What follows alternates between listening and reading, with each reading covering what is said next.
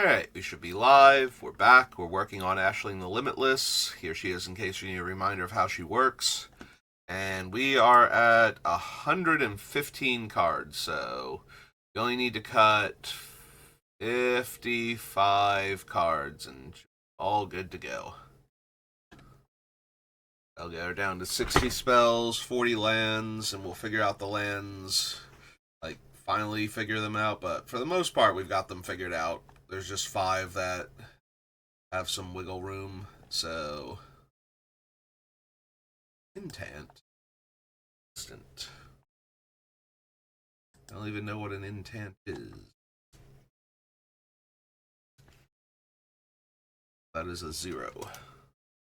Okay, it's like, why does the closed parentheses look like it has, an extra letter there? It's because it's not a closed parentheses, it's a 0.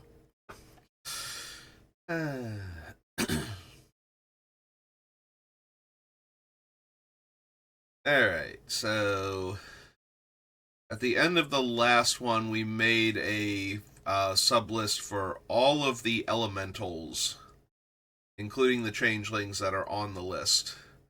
So we obviously do not have room for all of them, or even most of them, I don't think. It was over 40 cards, so that leaves us with room for less than 20 spells and non-elemental creatures, and the removal package was still 10 or 15 spells, and the ramp package was still 10 spells, so yeah, we do not have room for any of that. So we're gonna figure this one out. I casually scroll through looking for anything that catches my eye before we get to this elemental list, like something that is no longer good or that I've just been glossing over that I should probably have cut a while back. Just gonna scroll through, and then we're gonna take a look at the elementals as a subgroup and try and cut some of them.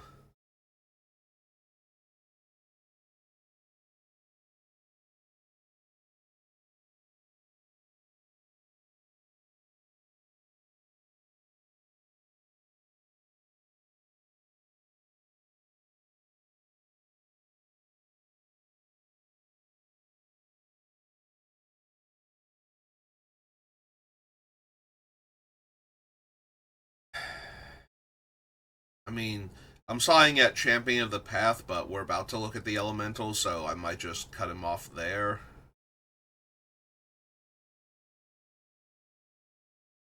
Get down there. Narok, Terror of the Peaks is still technically on the list. Valkyrie's Call. These elementals.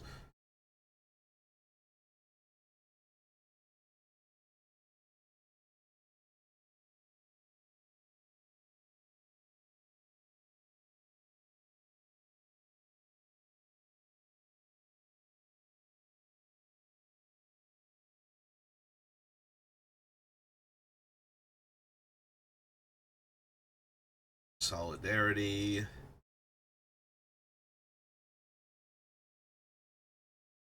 Those elementals, the Master, Maelstrom Wanderer, okay.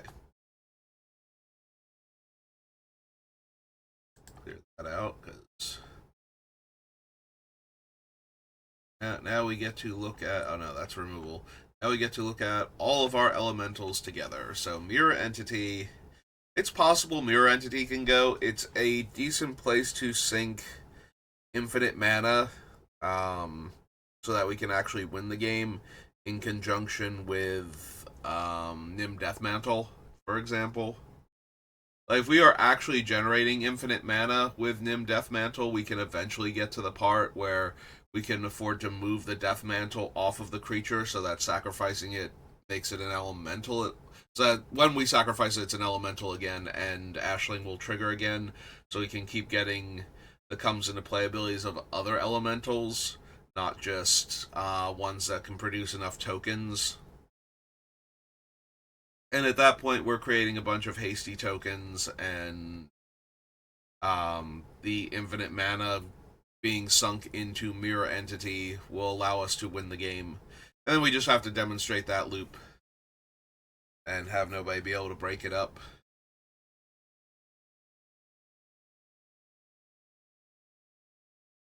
Like, I'm gonna keep going until I have like 5 million mana. Does anybody have any responses? No? Okay, so here's how I'm going to spend 5 million mana real quick in order to win the game. Would anybody like to respond to this starting to happen now?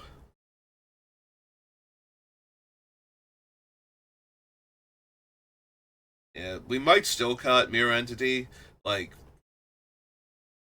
I don't necessarily need, like, if I already have, actually, yeah, that's true. If I have the infinite mana trick, then I can move the Death Mantle off of things after bringing them back, so that way I can sacrifice them as themselves and just make infinite hasty elementals.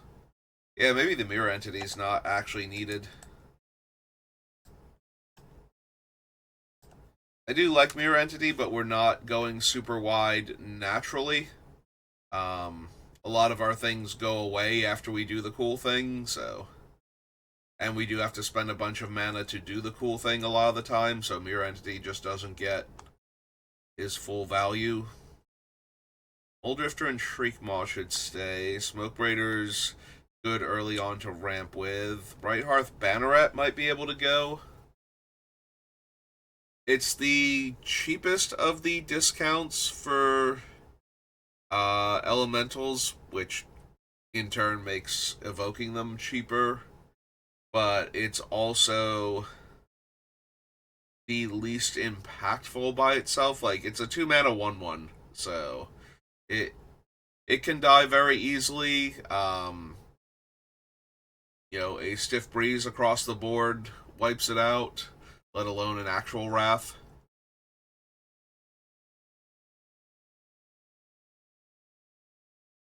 And we do have other cost reduction effects. Yeah, I think we can actually cut Brighthearth Banneret.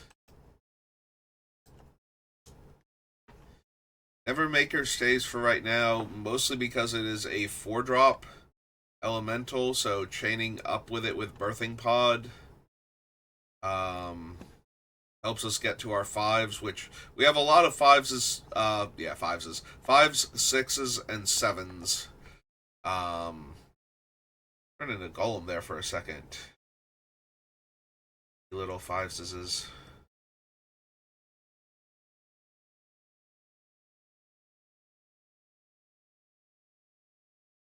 But yeah, we have a lot of 5s, 6s, and 7s to work with. So, Birthing Pod and Power of Heroes, I think it is, just need to get to the 5, or we need to play a 5 and then we can sack the 5 to get a 6. So, Nevermaker doesn't have to stay, but I think it is the only 4 on this list, except for Roaming Throne. Once it's in play, is an elemental. It doesn't matter for Birthing Pod; like any 4 will work, but we're not running a ton of non-elementals anyway. So, but the Pyre does require it to be the same creature type. That was one of the ways they stopped it from just being another Birthing Pod. So.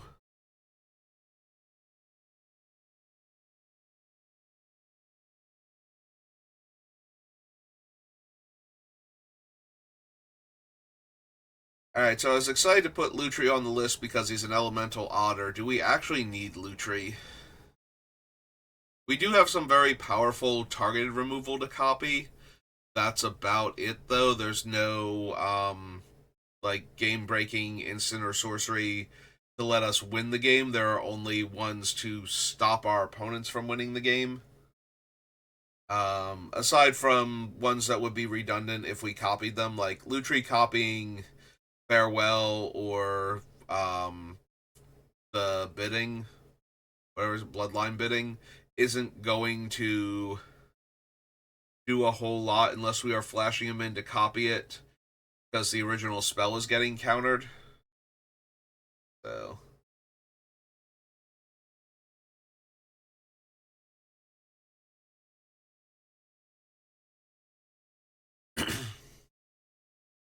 it is cool having an elemental that can copy spells, and it is cool letting Lutri out to play. It's not his fault. The companion mechanic is ridiculous. But it's possible we just don't need him. And I don't have enough room for so many things. So yeah, I think Lutri can go. I think Lutri is fine, but not needed.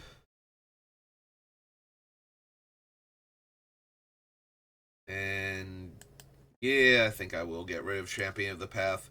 It's too detrimental if it has to exile a non-token elemental and it gets countered.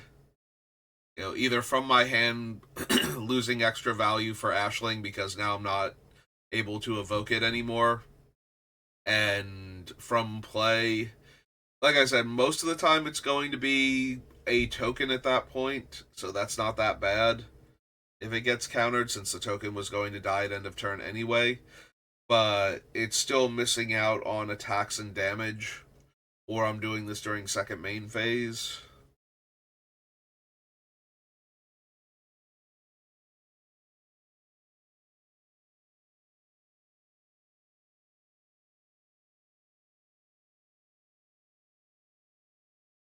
Yeah, most of the time it's going to have to take it from my hand because this is a 4-drop, and the evoke thing is a 4-drop, so that is 8 mana if I don't have any cost reductions going on. Yeah, I'm talking myself into cutting the champion. I think I actually need him. Definitely want to keep Airdew, Chomping Changeling, Flame Braider.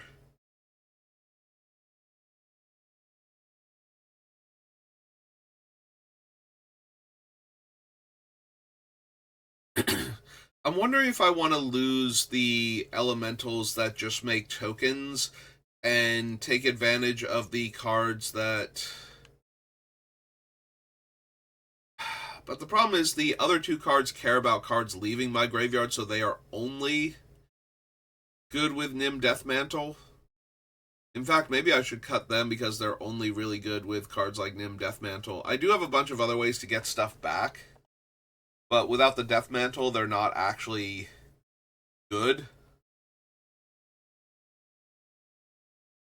I'm wondering if the Deathmantle is just going to go. Like, that was one of the original things I wanted to do with this deck, but the fact that it turns them into non-elementals and I have to pay to get that thing off of them that I can sacrifice in order to get another token copy means that they need to be doing way more work or just need to be making tokens to begin with. Because Nim Deathmantle does not equip cheaply on its own, is the issue. So it is 4 mana to pull that thing off of somebody, I believe, right? Not misremembering that. Nim Deathmantle normally costs 4 to equip.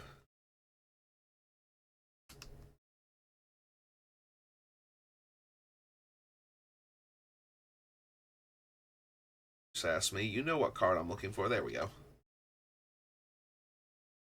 Yeah, it's normally 4 to equip, so in order to pull this thing off of another creature, I need to spend 4 mana, and that's not something I can do consistently. That's not something I can do in the middle of, like, trying to go off with a combo, because even if the elementals are free at that point, spending 4 mana to move the equipment around is still kind of... If they were actually free, I could pull that one off, because then I sacrifice the original and the token, and that's the 4 mana to pull back the original, and then now I have 4 mana, I can move the equipment off of them, and then sacrifice the new one and get the token. Technically, I can do that if the elemental is already in play and I just untap with the 4 mana. Yeah, I'm wondering if relying on Nim Deathmantle at all is like originally when I started building this deck in my brain, I'm like, yes, I'm gonna run the Nim Death Mantle combo because it's gonna be amazing. Because in my brain, it did not take away creature types. Like that was never relevant to any of the other decks I ever built that used Nim Death Mantle. So actually having it not function properly in this deck has been throwing me.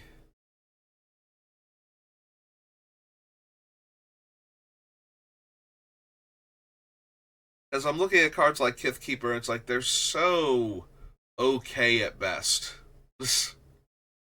compared to other things that I could be doing with my mana.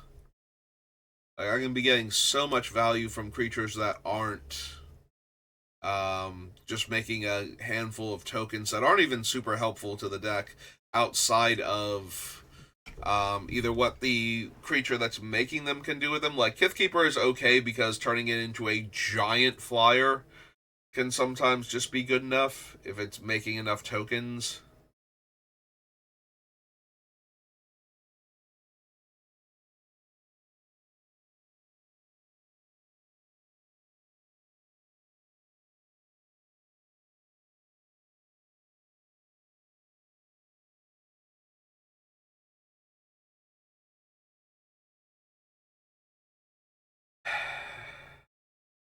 Yeah, because this one, the Soul of Migration and Belonging are three that are making tokens specifically all on their own.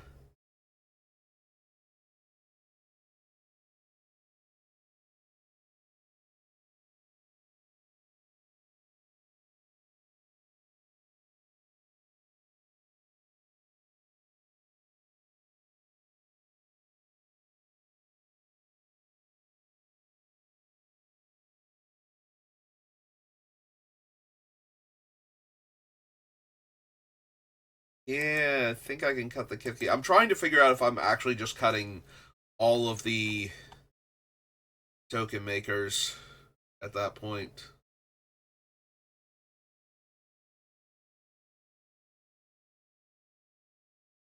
Oh, that's true. I also have the Avenger.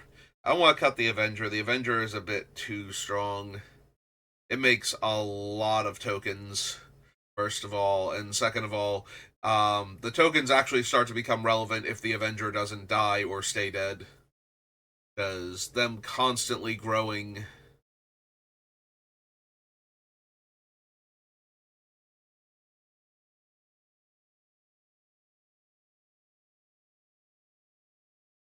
So what else do I have? I have like the Riveteers, um, Ascendancy.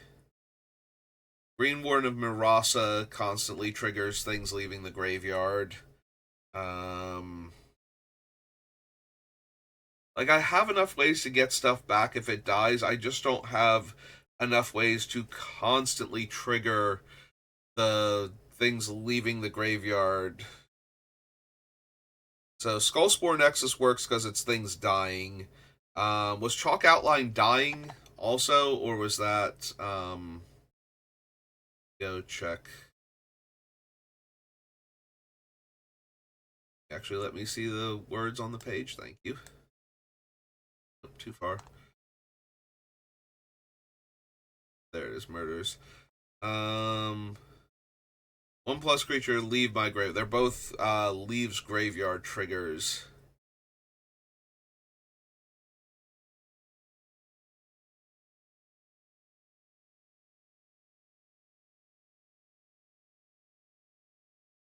So they are only really working with Nim Deathmantle and things like the Ascendancy, but the Ascendancy can only happen once per turn. Green Ward of Mirasa, if I can keep looping it, but that's not with only one of them in play. That's not actually doing anything if I'm doing the Death Mantle combo, because then I'm losing the Green Warden and the other thing, but I can't like exile Green Warden in order to get back another card.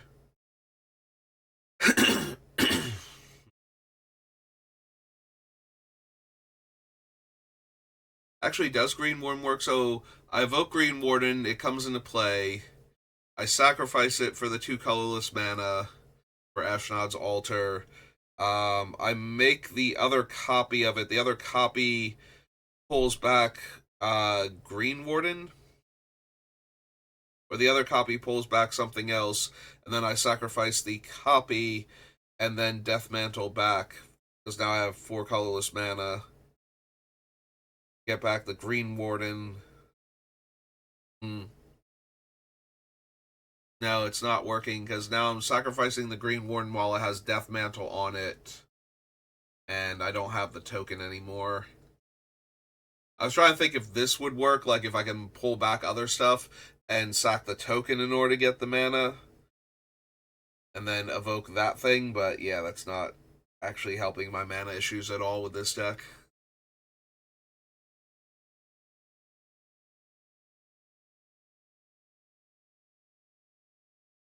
There's something below Bright Hearth? I thought there was. Rid of Bright Hearth. 1. Lutri is 2.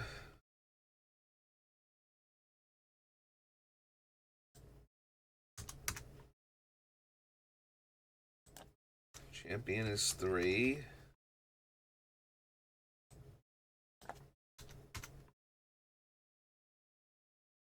Fifth Keeper is 4.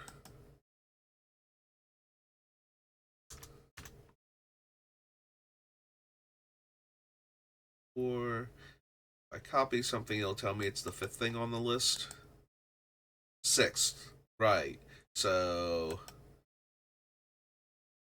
that's what I was thinking. We have 1, 2, 3, 4.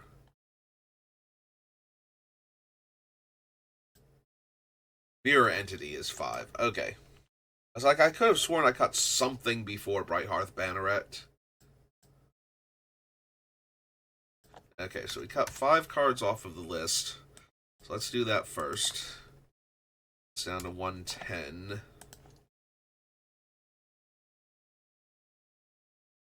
Yeah, I'm wondering if my infinite loops aren't just better served by combining 2 of the when this creature dies, it returns if it didn't do X, and then it does X, and then letting those ping pong back and forth.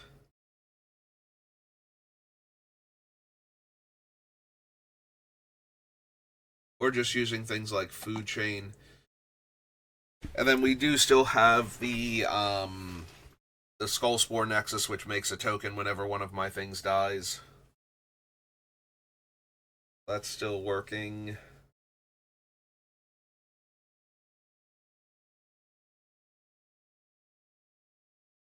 Alright, so we go to Murders. I think we do get rid of the Chalk Outline and Insidious Roots. Actually, let's just grab both of them and go knock another 2 off the top. Ooh, excuse me. Brings us down to 108. Yeah, the more I think about, the more I think I don't need that particular subset. That means we don't really need don't need the Soul of Migration. Don't need Belonging.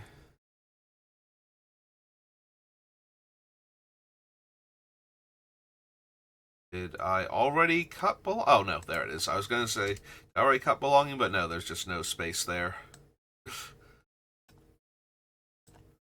Alright, so Soul of Migration, Belonging.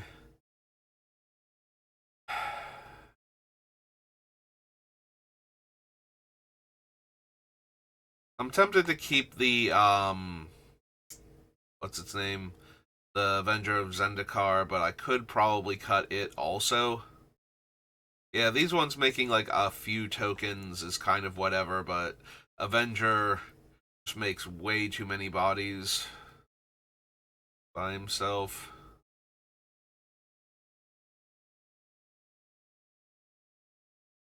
Definitely want to keep Lamentation. It's possible I cut Impulsivity too, but I do think that one's strong enough to keep. It is the one that is the widest variation. Like, if there aren't spells I want to cast in the graveyard, it's terrible. If there are multiple spells I want to cast out of the graveyard, it's great. If there's a spell I desperately need to cast out of the graveyard, it's the best thing I could have drawn, aside from my own copy of that spell or a similar effect. In fact, it might even be better at that point because now it's also gone forever from the opponent's graveyards. Or mine, but that one's less great. But it also means that I couldn't draw it anymore, so I needed to draw something that could get it back instead.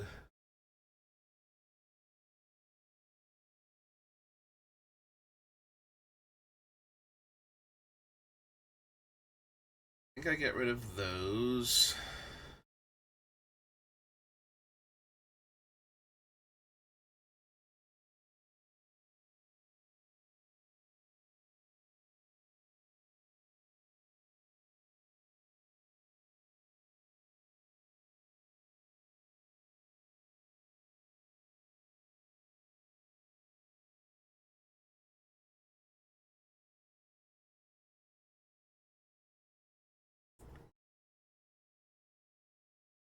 Yeah, Avengers still lets me win with certain setups. Like if I'm sacrificing, if I'm making enough tokens, even Phyrexian Altar lets me go up mana at that point, which means I don't need a whole lot else going on to win the game.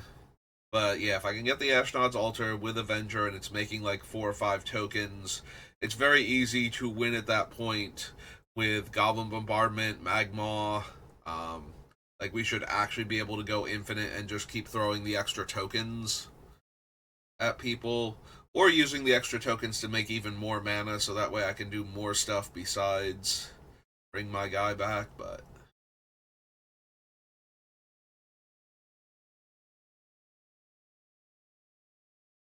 I don't think that the other ones, because they only make a few tokens.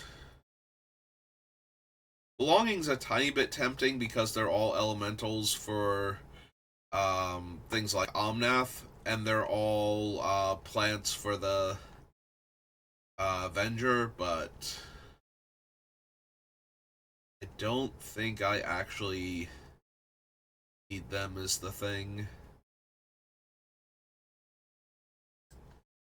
Alright, so let's get rid of Belonging and Soul of Migration next.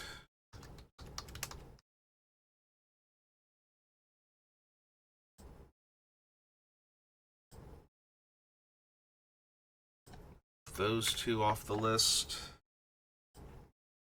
This down to 106. Alright. Yeah, let's keep cutting from the elemental pile. Just have way too many.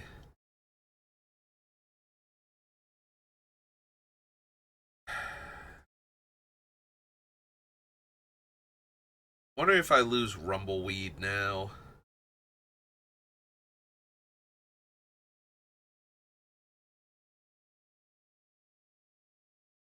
Like, I'm only going wide at the very end when I'm going to win anyway. So, I don't think I need an overrun to make that happen.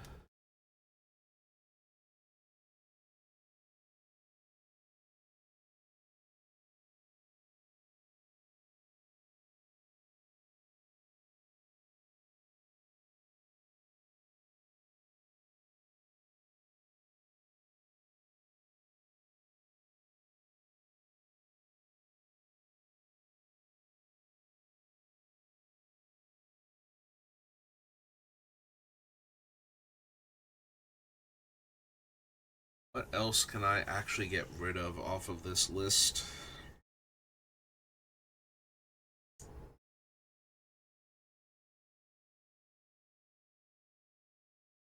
It's possible Beza can go. I think Beza's a lot more important in the Brawl, or yeah, in the Brawl version than the Commander version, because as a heads up game, you're the main focus of your opponent. Like, there's nobody else to distract them from you. So if you're not doing enough stuff early, and you start to fall behind, you need a way to catch back up. And Beza is really good for that, gaining 4 life, making a pair of 1/1s, and then possibly doing it again immediately is a pretty decent way to stabilize against a single opponent who's being, more aggressive because you only had 25 life to start with. It's less haymakers and more reasonable, efficient bodies, so Beza seems a lot more important there.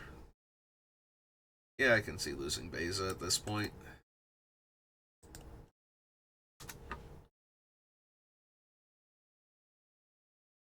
I do want to keep Maha because I have multiple effects that let me deal 1 damage to an opponent's creature in Magma and Goblin Bombardment, and if I lose those, I can lose Maha, but other than that, I don't think I want to. Also, technically, Omnath, like, making their, 8 or 10 toughness creature functionally have 1 toughness and then getting to throw an elemental at it is good enough for me. Like, I don't have to feel bad that I'm wasting it or anything.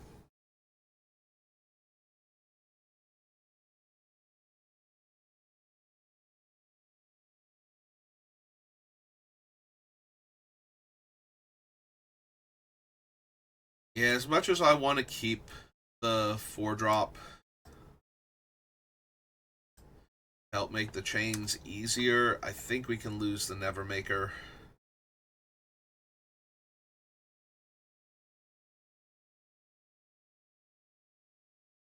I think it's a bit too low impact on its own. And I can just evoke 5-drops with Ashling and then chain into the 6s and 7s anyway, so I don't necessarily need a way to get a 5-drop first.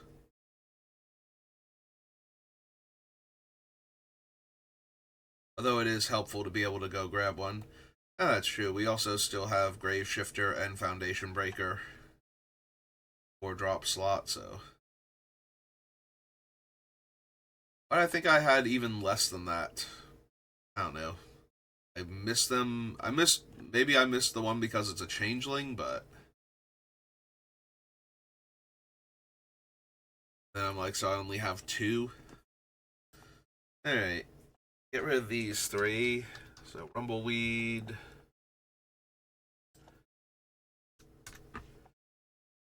Beza. I think Nevermaker's technically on the removal list too, so.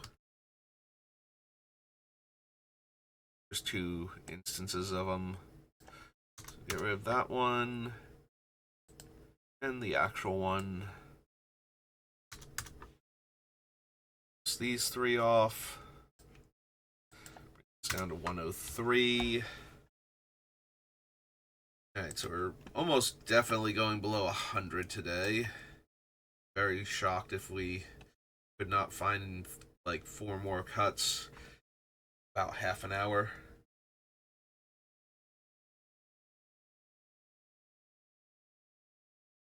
How many elementals am I down to now? 1, 2, 3, 4, 5, 6, 7, 8, 9, 10, 11, 12, 13, 14, 15, 16, 17, 18, 19, 20, 21, 22, 23, 25, 26, 27, 28, 9, 30, 31, 32, 33, 34.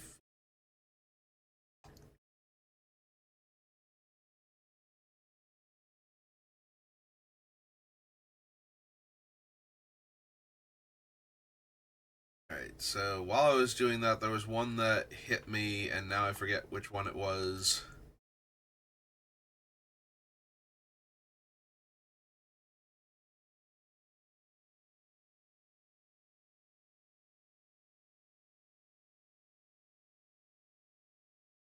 Striker, Cavalier, Cavalier, Risen Reef, Garok, Grave Shifter.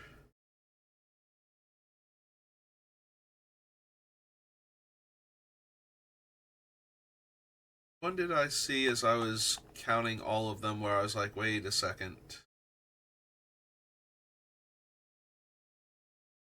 Elemental, Avenger, Green Warden, Omnath.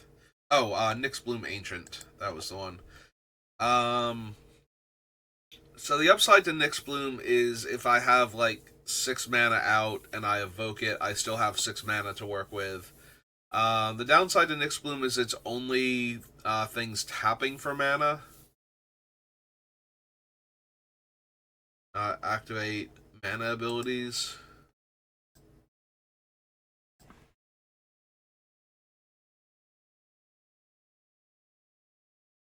Not Nyx Bloom, Nyx Bloom.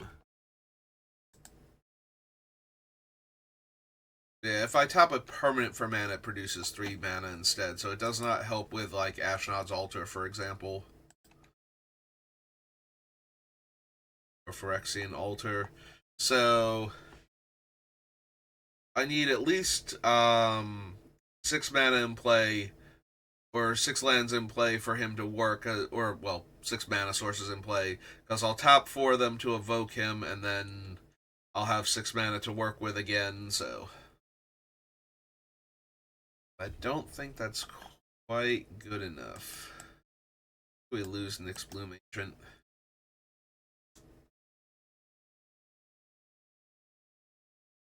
Yeah, if I have like 7 mana in play where I suddenly have 9 mana afterwards and can activate Ashling 2 more times, but I'm still using it kind of like a ritual at that point.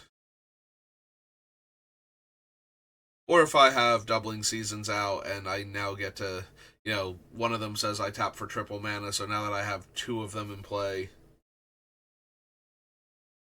my lands are tapping for like 9 mana.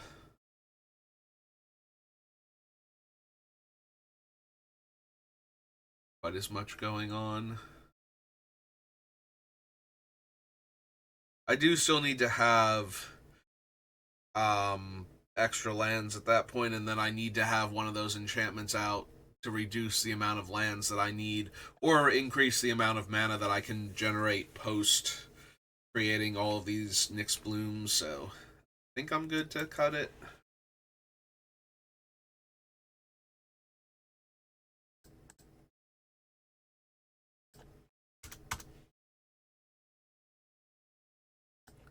It's another one of those, it's at its best when I can already do most of the cool things anyway, so I shouldn't necessarily need it. Alright. Is there any other elemental on this list I can easily cut? There are some that I can cut, and I don't think it would be terrible, but I do want to try them in the deck, or I do think they are very strong. I'm inclined to keep them, but we also do not have room for all of them, so...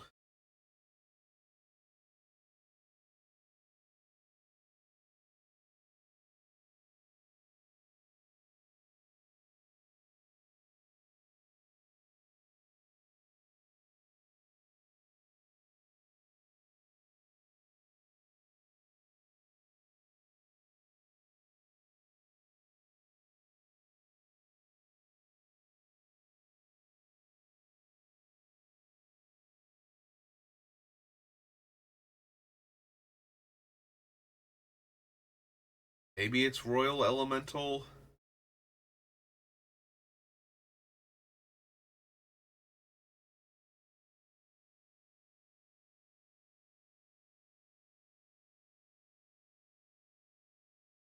Because if they can kill the Royal Elemental in response, I don't even get to steal their thing.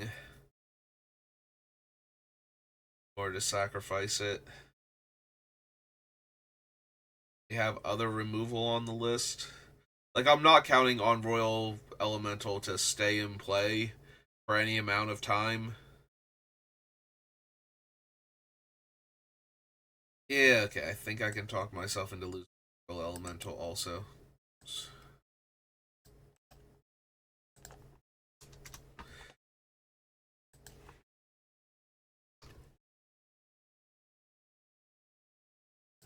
Get rid of that.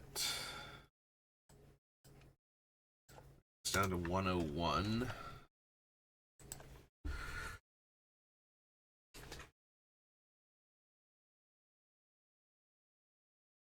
Alright, now that I've been thinking a lot more about Death Mantle and whatnot, let's take a look at the list now and see if there's anything else I feel like I can lose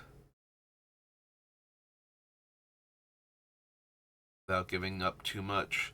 Like, I still want the Astronaut's Altar. Being able to turn the body that we're going to lose anyway into 2 more mana in order to cast the next elemental, possibly that turn, and being able to get like 2 ETBs off of a creature and then turn that creature into the mana for the next thing, especially if the ETBs involve drawing cards.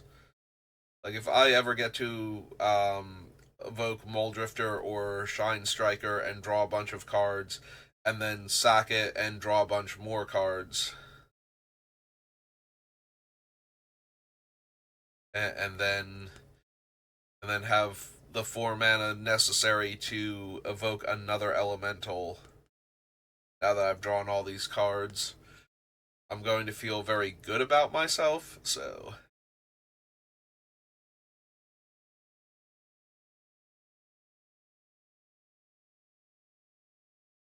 yeah, Ashnod's Altar definitely still stays, even if the Death Mantle itself left, Ashnod's Altar is too good of a sacrifice outlet in this deck.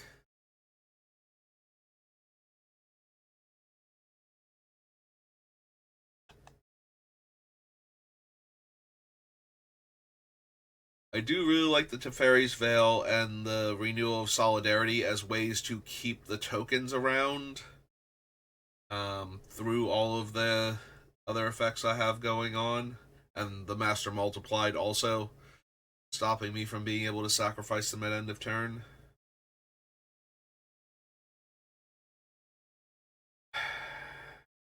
Possible I lose Corpse Dance, or even Reanimate. Excuse me. Let me grab some water. Okay. Like, Corpse Dance is 5 mana to bring the creature back, which could, in theory, still be worth it, just because it was already 4 mana to play the creature, so 5 mana to bring it back. And then possibly get to sacrifice it to something and get another copy of the creature on top of that. Yeah, that's probably still fine.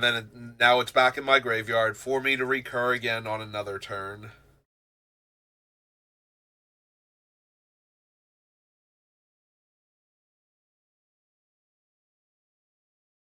We have Animate Dead and Reanimate, and I don't know if I want to lose one of them. Potentially. Like, it is nice to be able to get my stuff back, but I don't need.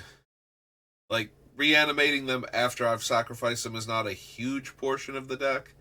I do like Corpse Dance because it's reusable. I like the um, bloodline bidding, because it gets everything back.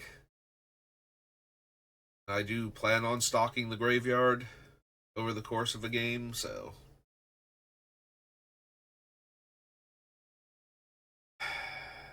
I like having them because they're cheap ways to get something back. I'm debating if I want Reanimate more, despite not having a ton of life gain in the deck, with the idea that it's just the cheapest possible, or if I would rather have Animate Dead and not lose the life for 1 extra mana. Because I think we can cut one of the 2 of them.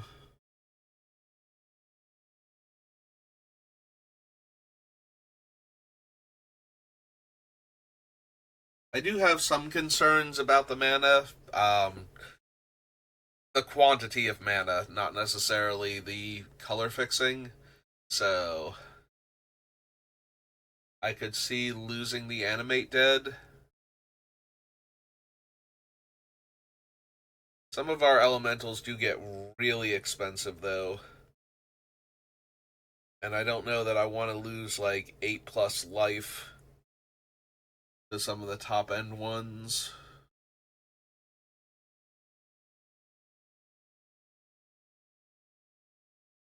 If I don't absolutely have to. The problem is, it's not like it's a modal spell where I can pay black and X life or pay black and 1 and just have the creature be a tiny bit smaller.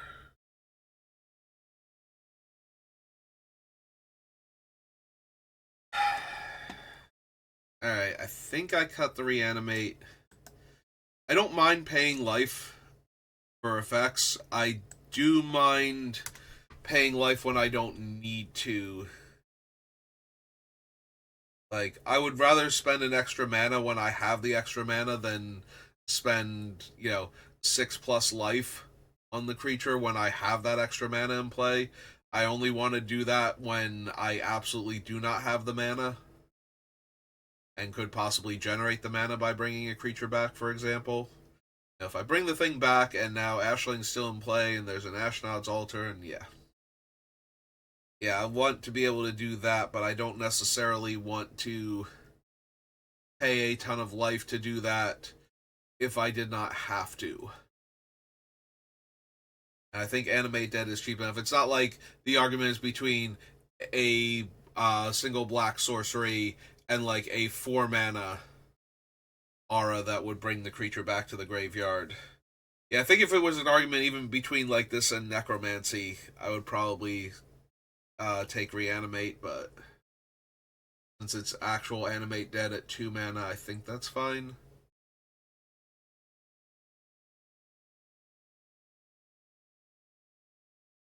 That brings us down to 100. Only need one more cut. We are at 47 minutes too, so I think we find that one more cut and then we call it there for right now.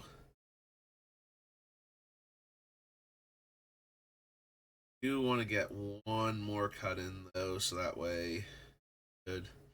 Oh, that's true. I'm thinking of all the things that I'm losing out on possible infinite loops with by losing the things I cared about coming from the graveyard, but I do have Food Chain and Mana Echoes on this list also, and exiling the token to Food Chain or just having enough elementals in play for the Echoes means I can go infinite with a lot of other things, even through having to pay to move around Nim Deathmantle, so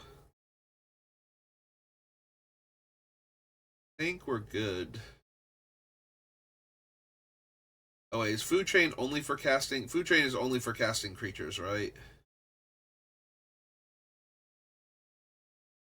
I don't think I can actually use the mana for moving things. Only to cast creature spells, yeah. The rest of the page does not seem to put it in. Or because I didn't click on the name, it didn't bring up the full thing. It's just showing me everything with Food Chain in it.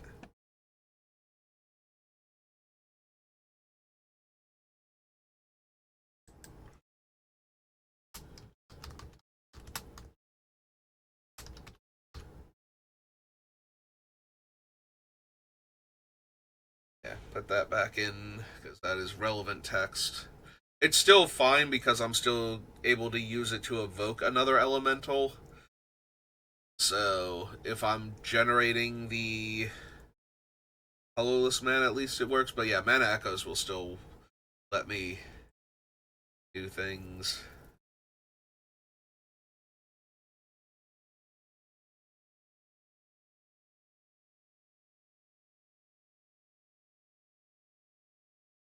Let's see, an altar stays.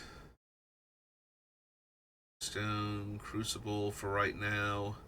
There's a chance I lose Crucible. It is very helpful when fixing my mana.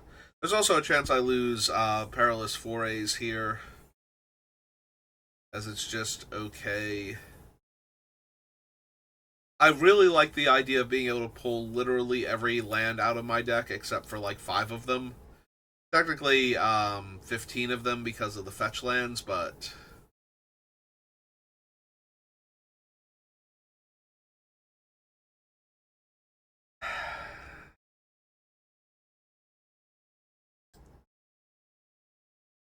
Yeah, Perilous Forays is probably still worth cutting at this point.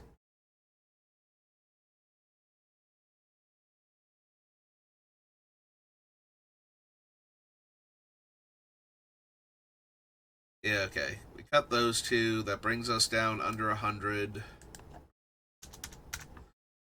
And then we're at the 15-minute mark, so call it there for right now. So thank you for watching, and I will see you next time. Have a good rest of your day.